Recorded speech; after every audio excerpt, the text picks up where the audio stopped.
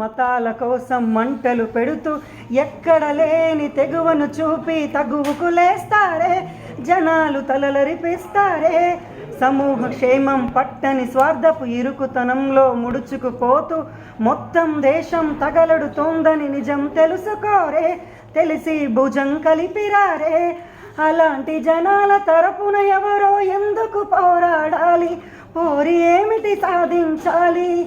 ఎవరి కోసం ఎవరితో సాగించే సమరం ఈ చిచ్చుల సింధూరం?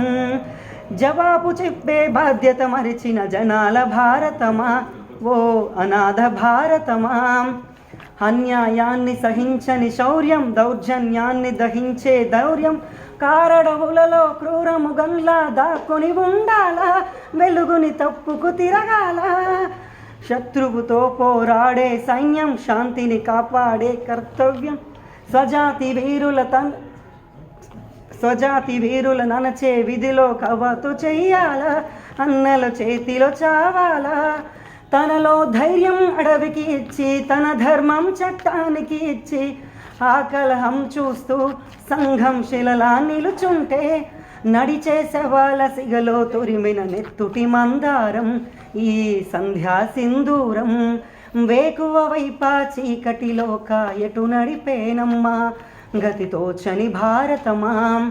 అర్ధశతాబ్దపు అజ్ఞానాన్నే స్వతంత్రమందామా, దాన్నే స్వరాజ్యమందామా?